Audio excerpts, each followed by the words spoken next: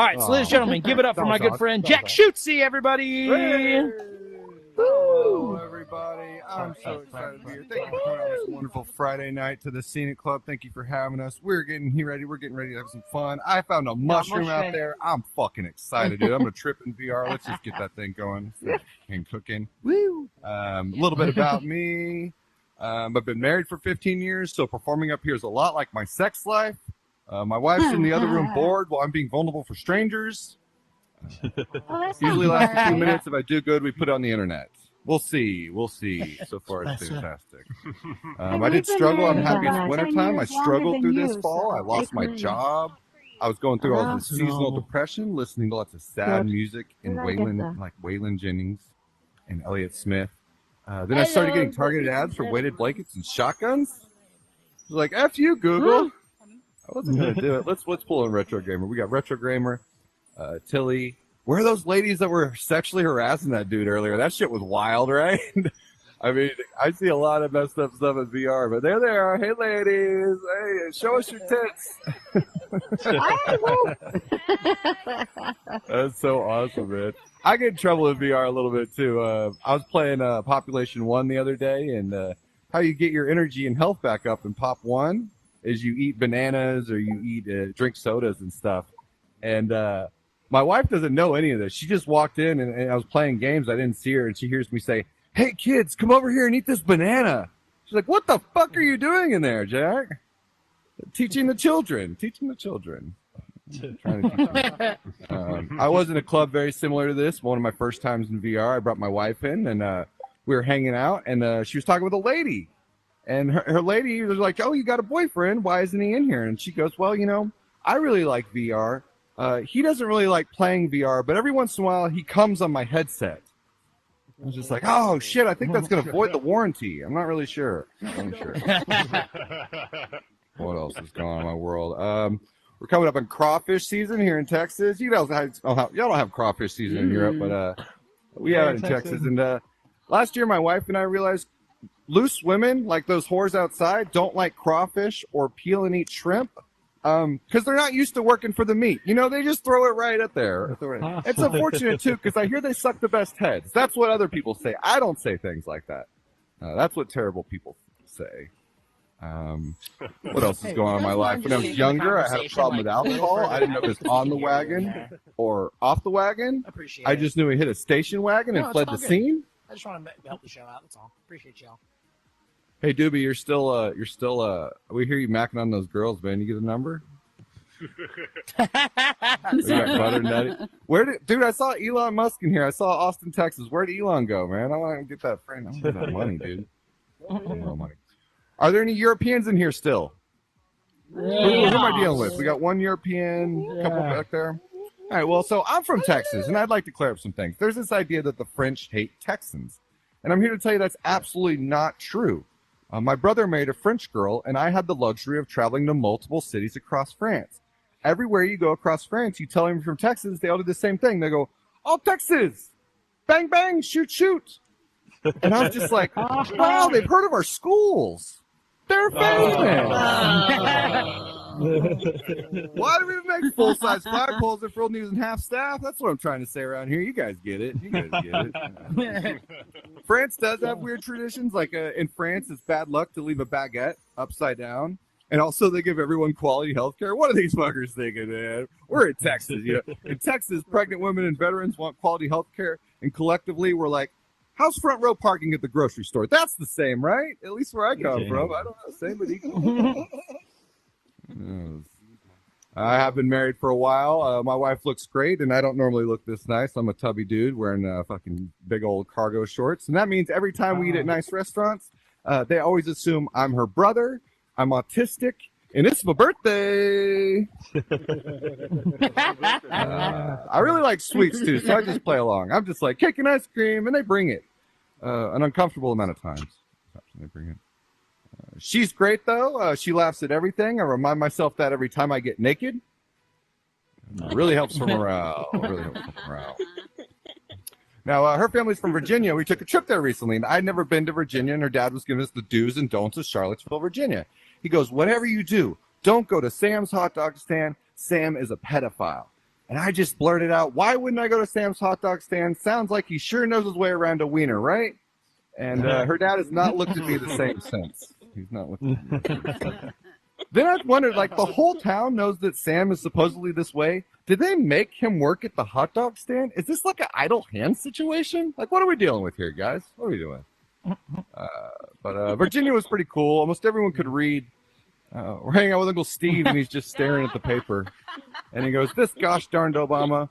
First they give him the Nobel Peace Prize, and now they're naming Old Military Road after him. I go, Steve, it's not pronounced Barracks, it's Barracks. He didn't get it. Some of y'all don't either. You must be from Virginia. Big Virginia crowd, I can tell, right? Yeah, shit's pretty crazy around here. I did realize, you know what's weird? No one ever talks about 9/11. Beautiful weather that day. Absolutely beautiful. Absolutely beautiful. Well, actually, hold on. In the morning, it was raining. People, but the rest of the day, oh man, it was clear skies as far as the eyes could see. I used to be a line cook for many years. I cooked on all sorts of lines, sandwich lines, salad lines. Hardest line I ever did was a 4-inch line of meth off a Subway prep table. That lady knows what I'm talking about. Fuck yeah, Rebecca. Hell yeah. I used to crank it out. I used to crank it out in the back. I think that's why they call them line cooks, actually, because they're doing the lines, you know. I had that mushroom earlier here. I don't normally do this. This isn't really like a structured joke, but this is just something I actually did. I was really smart, and in high school I made straight A's. So instead of like taking more advanced classes, I just decided to take drugs. And one day my girlfriend and I took 5 grams of mushrooms at 10 a.m. to see if we could make it through, like, all the way through the school day. And somewhere around 11, around lunch, thank God I had the school store. I was peeking, dude. Peeking and freaking, dude. I was hiding under the little cubby, like where they were selling cookies to people, just screaming nonsensical conspiracies. I was just like, Bush's chicken did 9/11, and JFK can't be dead if he's in an airport, you know. But I'm an American, so I didn't stop selling. I was like, 3 cookies, 3 cookies, 3 cookies. Just fucking having fun, you know. That was very real. We were tripping so hard that my girlfriend's teacher thought she was having a mental breakdown and asked me to drive her home. I was just like, okay, we'll do good. This is a newer one, too. This is a story. Scenic Club, very similar to this, but in real life. 14 years ago, I met a girl on Craigslist. You guys know what that meant? Does anybody here know what that means? That means we fucked, right, Rebecca? She knows what I'm talking about. We had this girl on Craigslist, and we meet at the bar, and I'll be honest, like, she wasn't unattractive, but she had like a underbite that could like help you change a tire, you know, just really fucking strong. But man, when she walked away from me, that ass, I knew it was on. So anyway, we're going throughout the night as things are normal, and she comes to me and she's like, "Can we go back to my apartment?" So I'm like, ching, fucking, you know, game on. We're going to fucking smash. And we get to her apartment, and she stops, like, right as she's about to, like, unlock the door. And she turns to me, and she goes, hey, I know I just met you, but can you pretend like we're friends? I've been bringing home a lot of random guys, and my roommate's kind of freaked out about it. So I didn't make a scary face, because I was still going to go through with it. But in the back of my head, I go, fuck, I should have brought a condom. Oh, my God. It's not often a girl will tell you she's a whore without telling you she's a whore. That's what I'm trying to say. Rebecca knows what I'm talking about. All right, so I'm just thanks for being a cool sport. I'm just having fun. She's the first time I've seen a female sexually harass a male, so it's pretty entertaining. I have lots of step-parents and real parents. Somebody that I had to give them nicknames to keep track. I nicknamed my last stepdad Democratic Voters because they stopped showing up when it mattered most. Yeah, that's fine. That was too political. I know, that was stupid. Should have even done that joke. I'm an idiot. Let me wrap up on a few real things. I got some stories. So first of all, when I was 18, I had divorced parents. I spent a lot of time driving around in the hill country. For you guys that don't know Texas, that just means the middle of nowhere. There's nothing out there. And I was driving home one Sunday evening, and I was very tired, and I fell asleep, and I wrecked my car.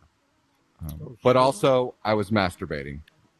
True story. Rebecca knows what I'm talking about. I'm just kidding. I'm not going to do that again. Anyway, so I hit the one car within a 5-mile radius. It's the only time I ever regret hitting it from the back. I'll ask you, Steven, is it wrong that I decided to start over and finish before checking on the other vehicle? I'm going to take that as a yes. I was just like, I'm sorry, here's my information. It's a little sticky. And for those of y'all that rightfully hate me, do not worry. Karma got me in the ass. Now, anytime people mention insurance, I start to get hard. I remember struggling in the bedroom. I make my wife dress up like that insurance lady. I see flow. It's time to go. All state, and I'm all stiff. And my favorite, that little gecko, makes my guy grow. Now, my whole set is true. It's everything I've said up here is 100% true, except I did exaggerate one point. I make my wife dress up like Jake from State Farm. Oh. Literally was going to ask if they were wearing khakis. One more, Doobie? How the fuck did I get that? What are you wearing? Okay. Khakis. Hey, let's bring you in, Elise. What's up? What you want to talk about? Me? Yeah. I was saying, when you were talking about the insurance, I was going to ask you if you had her wear khakis. Oh, that's a solid one. No, no, I have her wear a strap on to represent insurance, and she fucks me. You know, that's what I do. That's how I get away with that. Even better. Speaking of Luigi, okay, I got to throw this out there. We know he killed that United CEO. They're probably going to kill my headset just talking about this, but it's wrong that he killed his CEO. He shot him in the back. We shouldn't do that. We morally know we shouldn't do that with CEOs and terrible people. What about a Hunger Games situation? That's fair, right? Just get all those fuckers in one room and make them kill each other. That seems a lot fair. And what's the deal with this Luigi? If I commit a murder, if I commit a crime, they're going to go out and they're going to find the worst picture of me they can possibly find. Luigi didn't take bad pictures, apparently, because every single one looks sexier than the last, you know? I'm just talking about how I want to fuck a murdering criminal now. I'll end it on something fun. Did you know if you only have one arm, string cheese, it's just cheese? I used to have this joke about huge dicks, but I just can't fit it in anywhere. All right, thank you so much for supporting this, supporting live comedy. Good to be well. Let's get up here. Please stick around for the show.